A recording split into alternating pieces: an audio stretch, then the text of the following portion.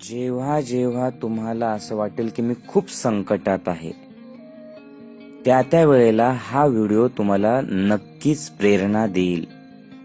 बघा, ही आफ्रिकन म्हैस, सिंह तिच्या मागे लागले आणि त्या सिंहापासून वाचण्यासाठी ती पाण्यात शिरली. पण म्हणतात ना, आगीतून फुपाट्यात जाणं, बस तसं झालं. पाण्यात शिरली आणि एका मगरीने तिच्यावर हल्ला केला.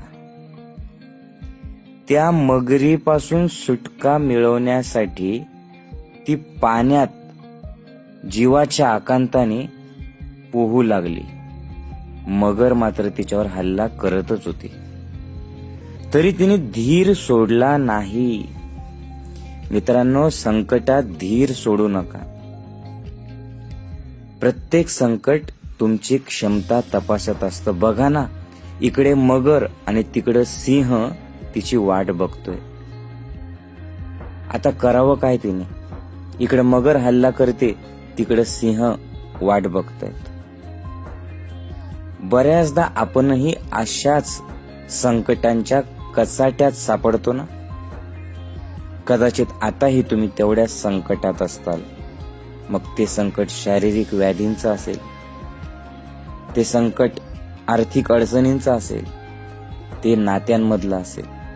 बघा, समोर सिंह, माग मगर. आता करावं काय?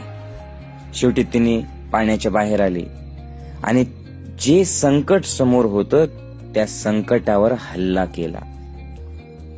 पण संकट चोहोबाजूनी होतं. सिंह केवळ एक नव्हता, सिंह होतेच. ते हल्ला करायला लागले. तिने मात्र धीर सोडला नाही. ती वाट बघत राहिली की कुठून तरी मला मदत मिळेल. तोपर्यंत जेवढी ताकद माझ्यामध्ये आहे तेवढी ताकद लावून मी संकटाला सामोरं जाईल. संकटाने माझ्यावर हल्ला करण्यापूर्वी मी संकटावर हल्ला करेल. मी सावध राहील. मी हार मानणार नाही. मी गुडघे टेकणार नाही. आणि मग ज्या वेळेला ती सामोरं गेली,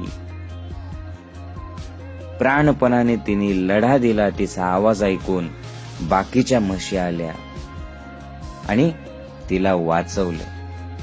खरंच आहे, परमेश्वर सुद्धा त्यांना साथ देतो जे संकटात स्वतःला साथ देतात. हिम्मत हरू नका, लढत राहा. हे दिवस जाणार आहेत.